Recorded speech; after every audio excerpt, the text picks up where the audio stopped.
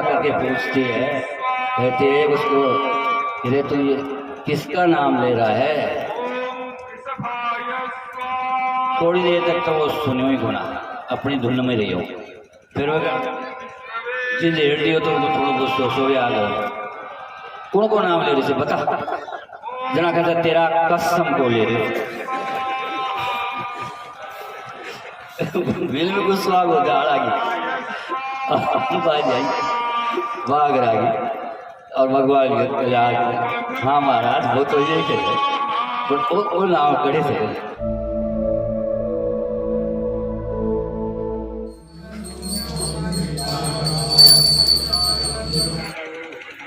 ओम मंगलम भगवान विष्णु मंगलम गरुड़ध्वजे मंगलम पुंडरीकाक्षं हरि मंगलम कौशलेन्द्राय मेने गुणात्मने चक्रवर्ती धनुजाय सार्वभौमाय मंगलम सीतानाथसमारंभां रामानन्दारे मध्यमाम् अस्मदाचार्य पर्यन्तां वन्दे गुरु परम्पराम्।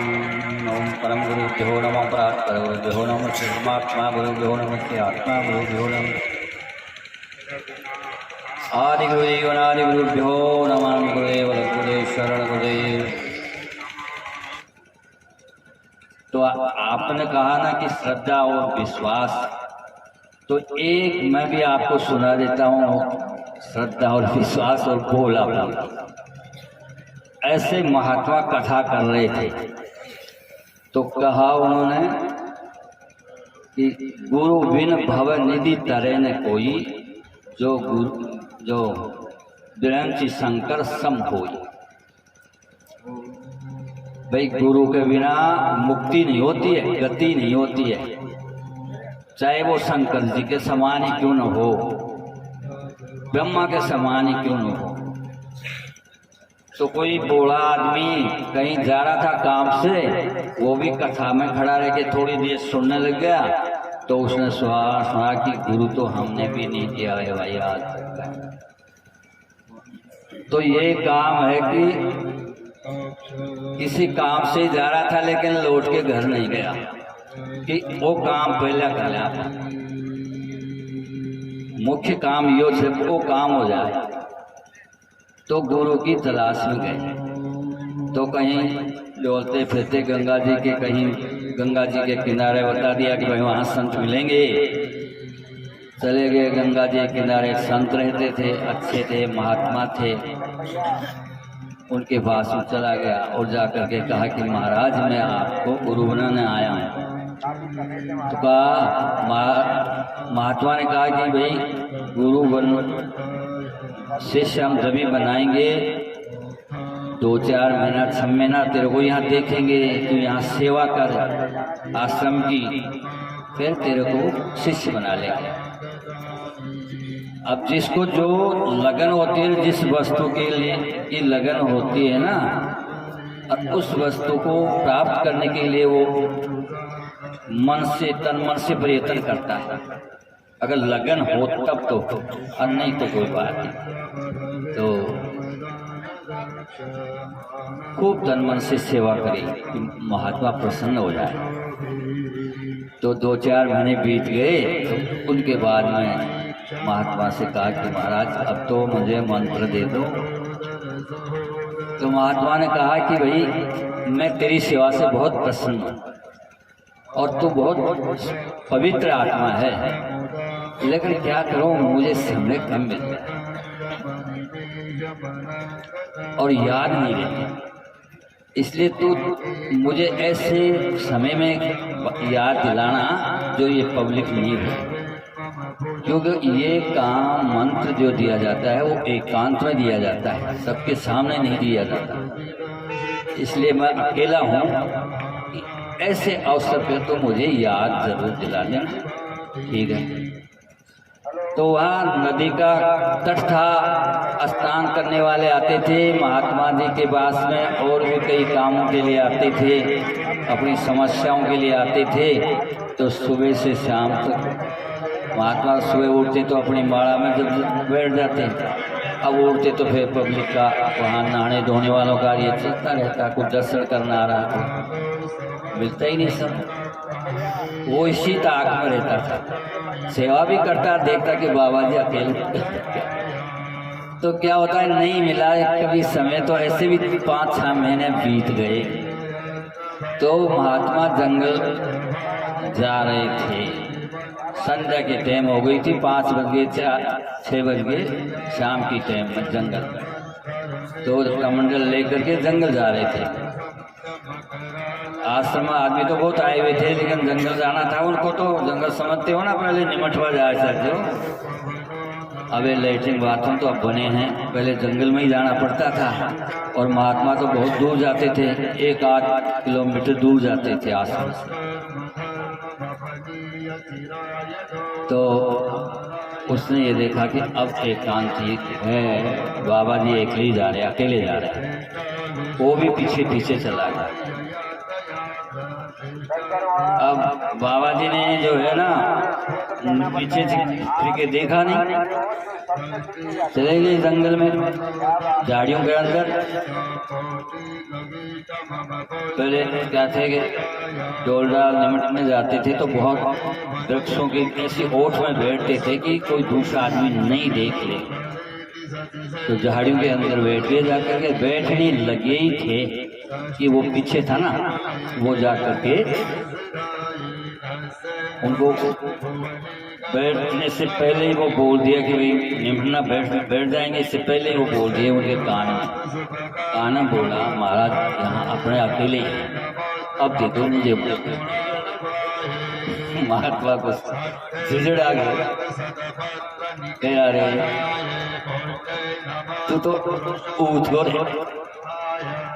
आपा कोई नहीं खाता ना भाई, अरे फलाना को बेटो तो ऊँच गो, मतलब समझो इसो की बात है। तो अरे भी को बेटो तो ऊँच गो ही आया खाता ना, तो ऊँच गो जा भाग जाएंगे। अब बेचारो आगो, लेकिन आ तो गए, लेकिन वो यही समझ लियो कि यू ही मंत्र है, उतगो जा इंडिया से, उतगो जा इंडिया से। वो देखिए भूल नहीं जाऊँ मैं, तो भी नहीं रटता है। अब भी को काम होगो, अब कई दिन होगा, घराने भी चाला घराड़ा ये वाला घरा का।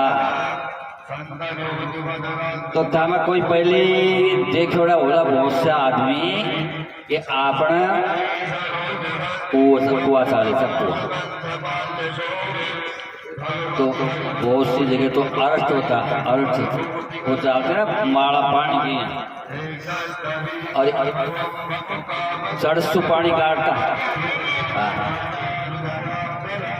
गुण ढाणू जो लो। तो वो जा करके देखो, डाना में झोला में गार बैठ गो, और झोला में बैठ वो तो आपको जा उठो जा, उठो जा, उठो जा, उठो जा, उठो जा, बस मंत्र को जब करवा दो। 3 दिन बीत गया, जरा भगवान कोई याद नहीं रहती है, क्योंकि उनको बहुत चिंता है ना। तो भोजन कर जाता था, भोजन करती टाइम में देखी आवाज बड़ी कान में, तो देखा कि मेरा भक्त है वो मेरे को बहुत ही याद कर रहा। 3 रोज हो गया रोटी खाते और भोजन नहीं किया, और उसको भोजन कराए बगैर मैं पहले भोजन करूं, ये मेरी प्रतिज्ञा से विरुद्ध है। क्योंकि भगवान कहते हैं कि करूं मैं तिनकी रखवारी, जे मैं बालक राखे महतारी। भगवान कहते हैं कि बालक मैं मेरे भक्त की इस प्रकार से रक्षा करता हूँ जिस प्रकार से बालक की माँ रक्षा करती है। महतारी मतलब माँ रक्षा करती है, ऐसे। तो वो अगर बच्चा रूठ जाए या सो जाए, भूख हो, तो माँ थोड़ी भी अड़कर सो जाएगा, बिन जगार खुआर पास ही खाए, के लिए वह पीने छोड़ उठा थाली। तो लक्ष्मी देखी कि एक माने मेरा स्वास्थ्य कोई गलती हो और जात पकाऊं पड़ता। महाराज मेरे क्या गलती हो गई जो आप भोजन छोड़ के जा रहे हो? तो भगवान कहते कि तेरे से कोई गलती नहीं हुई, और ये एक भक्त है जिसने 3 रोज हो गए रोटी खाए हुए, मैं पहले उसको रोटी खवा के फिर आऊँ। तो कहा मैं भी चलूंगी। तू क्या करेगी? कि जो आप उसकी याद आते भोजन को छोड़ दिया तो पता नहीं वो कैसा होगा भाव। मैं तो उसका दर्शन करूंगी। चल आगे। तो भगवान आकर के वो तो गुण जोला में बैठे थे और भगवान आ बैठकर ढाना मारा। लक्ष्मी कहते कट से वो कहाँ होगा? कहते बोले वो चली जा, वो खाटा में बैठा बढ़ने से जहाँ कहते वो कहीं थारो भगत से हाँ थारा नाम रटे से वो हाँ। तो वो गई और जा करके देखी तो करे गारे उठ गया, गारे उठ गया तो गारे उठ गया तो गारे उठ गया तो बस यो रटने लगा मेरी जना देख रागी कि भगवान वो तो कोई पागल सा लगता है और वो आपका नाम भी नहीं ले रहा। विष्णु सहस्त्र नाम 4 नाम है, उससे भी कई अनंत नाम हैं, लेकिन मैंने तो कभी देखा ही नहीं आपका ऐसा नाम। तो आपका नाम तो ले ही नहीं रहा। तो भाई मैं तेरे को कहा कि भाई मेरे को नाम ले रहा है, मेरा नाम रट रहा है, तो तेरे विश्वास नहीं है तो अब जाकर तो उससे बोल भाई जो खुद ले रहे हो वो तो खेलो तो विश्वास आओ लोग कौन को लूँ ठीक है। तो गई और जाकर के पूछती है, कहते है उसको अरे तू ये किसका नाम ले रहा है? थोड़ी देर तक तो वो सुनियो ही गुना अपनी धुन में रही हो, फिर वो जी लेट रही हो तो थोड़ा गुस्सो सो आ गए। कौन को नाम ले रही से बता? जना कहता तेरा कसम को ले रहे बिल में गुस्सा हो गया भाग रहा और भगवान हाँ महाराज वो तो ये कहते वो नाम करे से थारा और नाम कर सकते।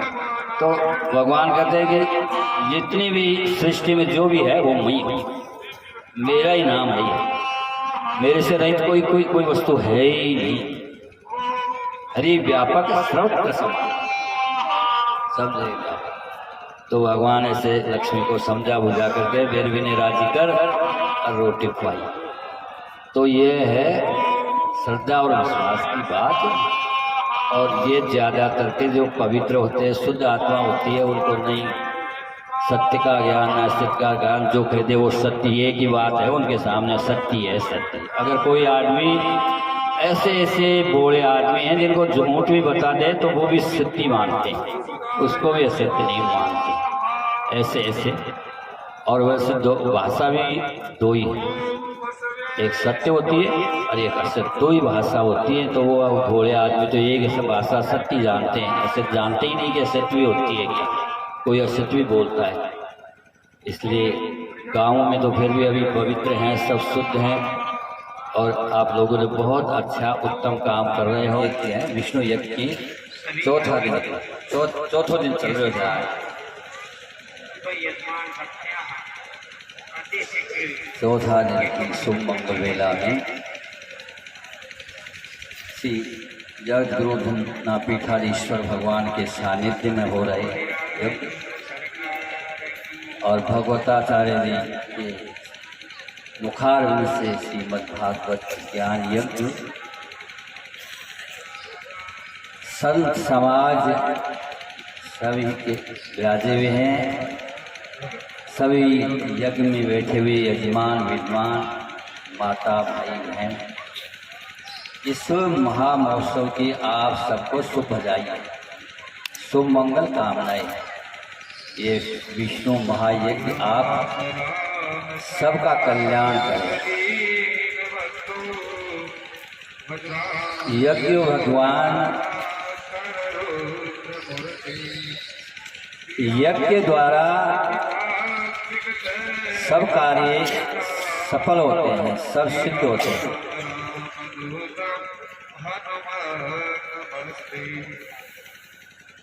यज्ञ कर्म एक ऐसा कर्म है कि सबसे श्रेष्ठ माना है और परहित जो कार्य किया जाता है ना वह सभी यज्ञ कहलाता है दूसरे के लिए, परंतु यज्ञ से सबसे श्रेष्ठ यज्ञ कर्म है, क्योंकि यज्ञ के द्वारा सबका भला होता है।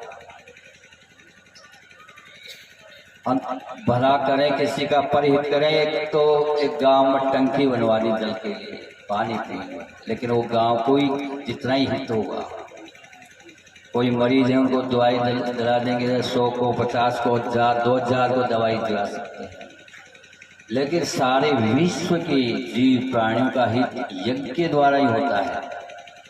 वो कैसे होता है? अन्नाद भवन्ति भूतानि पर्जन्यादि संभव यज्ञात् भवति पर्जन्यो यज्ञ कर्म समुद्भव।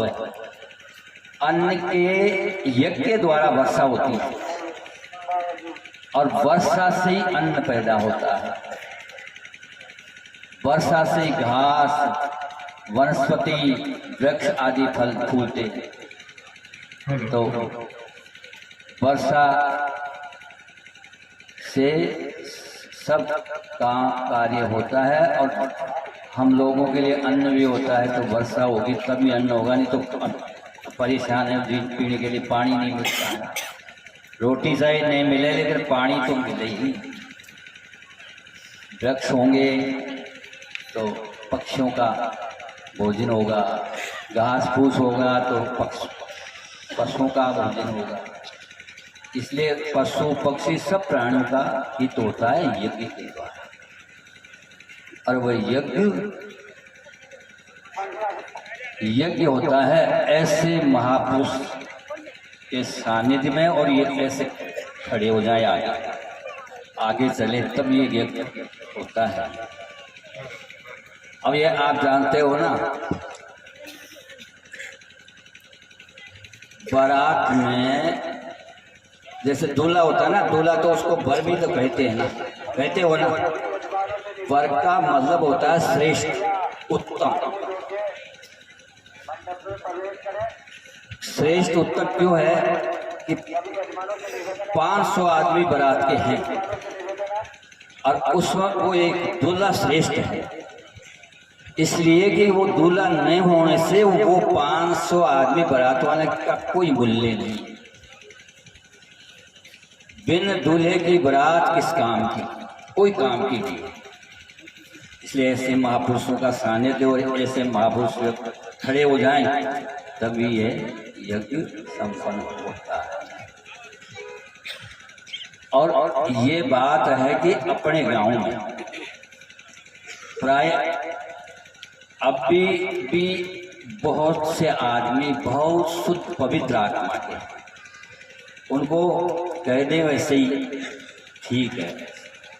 बहुत से आदमी तो अभी भी पढ़ लिख रहे हैं, लिख रहे हैं। अभी कोई बहुत कम आदमी होंगे जो पढ़े हुए लिखे, लेकिन फिर भी उनको ये पता नहीं है अभी भी कि भाई सत्य क्या है, सत्य क्या। ऐसे बहुत से आदमी अभी भी गाँव में मिल जाएंगे शुद्ध आत्मा।